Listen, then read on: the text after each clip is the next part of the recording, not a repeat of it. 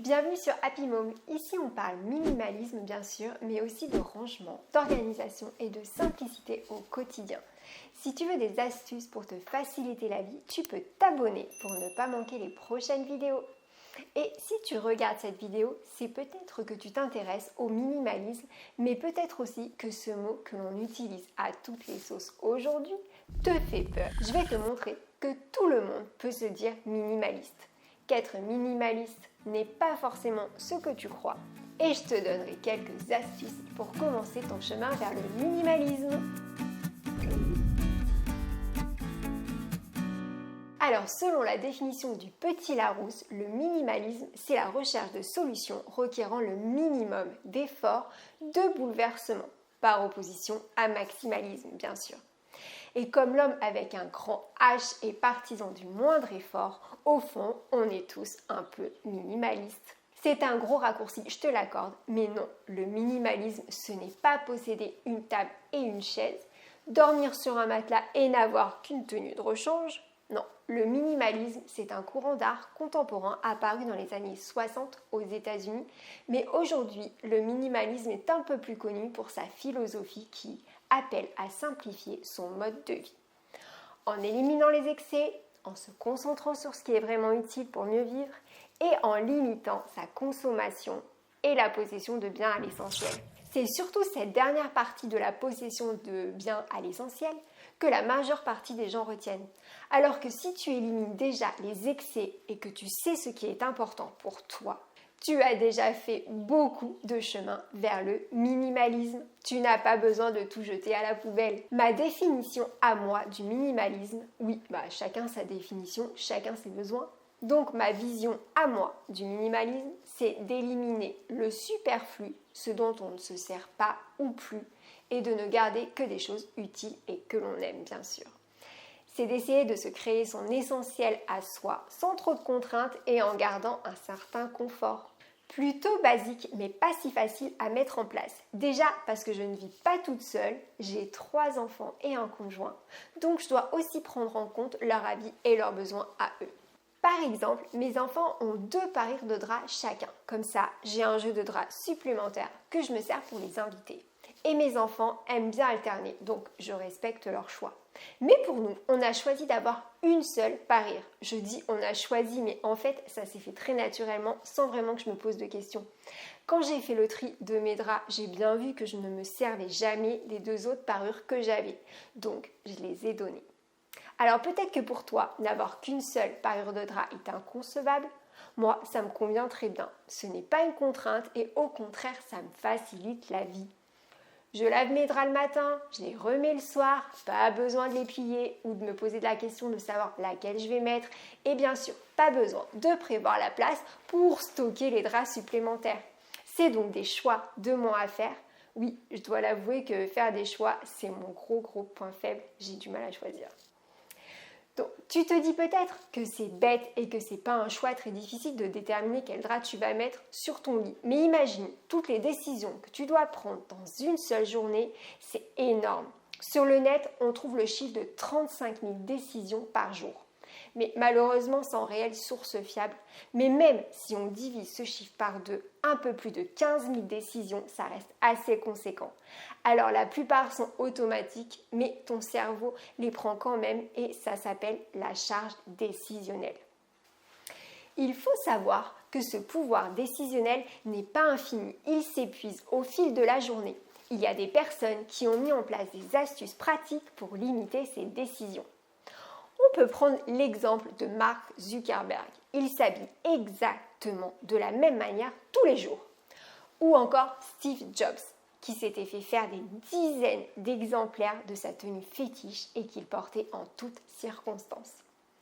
Minimaliser leur garde-robe leur permettait de ne pas puiser dans leur réservoir de décision qu'ils gardaient pour des choses plus importantes à leurs yeux. Barack Obama, durant son mandat, ne voulait pas faire de choix futiles concernant par exemple ce qu'il allait manger dans la journée. Il avait assez de décisions cruciales à effectuer pour ne pas taper dans son réservoir de décisions. Le minimalisme n'est donc pas qu'une question de nombre d'objets, il concerne aussi nos choix et bien d'autres domaines encore. Bon, revenons à cette définition du minimalisme. Tout le monde peut se faire sa propre définition car chacun a ses essentiels. Moi, je suis minimaliste pour les draps, mais pas pour les enfants. Et oui, j'en ai 3. Sans blague, j'ai déjà lu des commentaires sur le fait qu'avoir des enfants, ce n'était pas minimaliste. Je ne rentrerai pas dans le débat, tu l'as bien compris. Chacun son mode de vie, chacun son minimalisme. Bon, si tu as envie de te faire ta propre définition, que tu ne sais pas par où commencer, mais que tu aimerais quand même te lancer dans le minimalisme, j'ai quelques petites astuces qui m'ont aidé dans ma démarche. Ferme les yeux, prends une grande respiration et souffle un bon coup. Ouvre les yeux et commence par regarder autour de toi.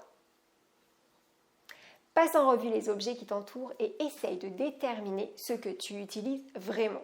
Les objets s'entassent dans nos maisons, dans nos armoires, mais on ne les voit plus. Ils sont là, mais on ne se pose pas les questions, on ne va pas plus loin.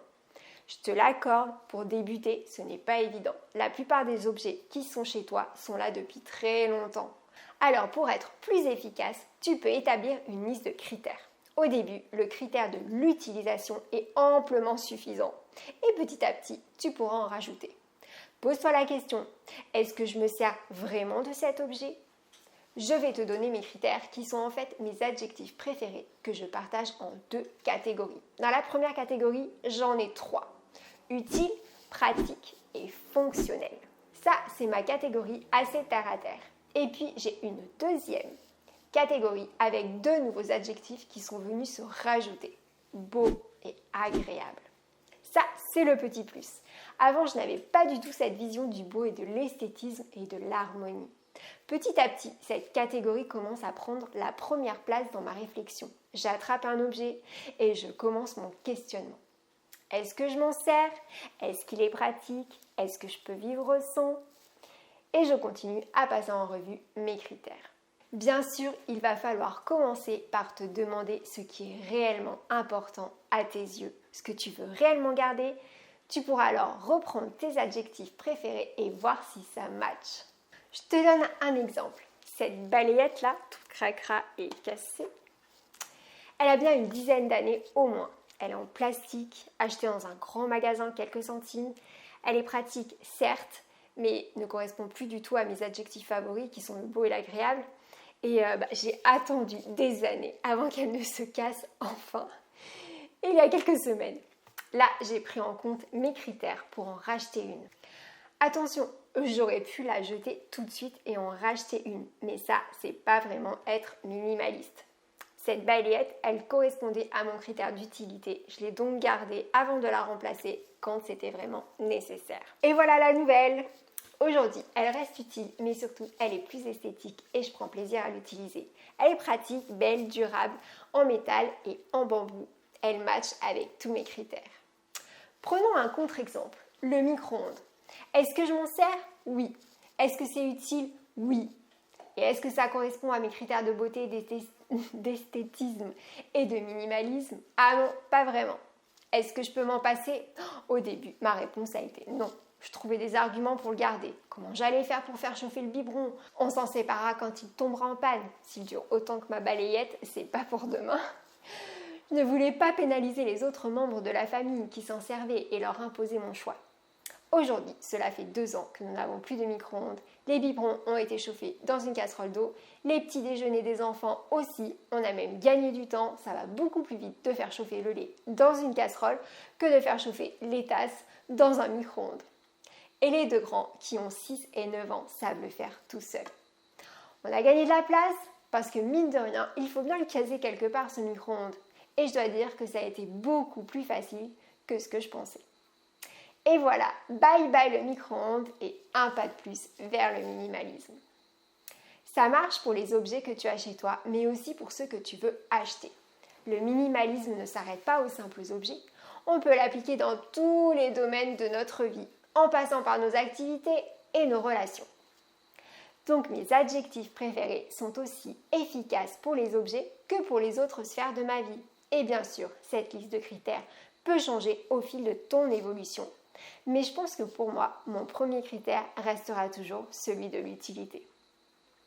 J'essaye de plus en plus de rajouter le critère écologique et durable, mais là encore, je fais de mon mieux petit à petit. Et toi, dis-moi quelle est ta définition du minimalisme ou dans quelle catégorie d'objets tu es minimaliste. On se retrouve dans les commentaires pour en discuter et à bientôt pour une prochaine vidéo. Bye bye!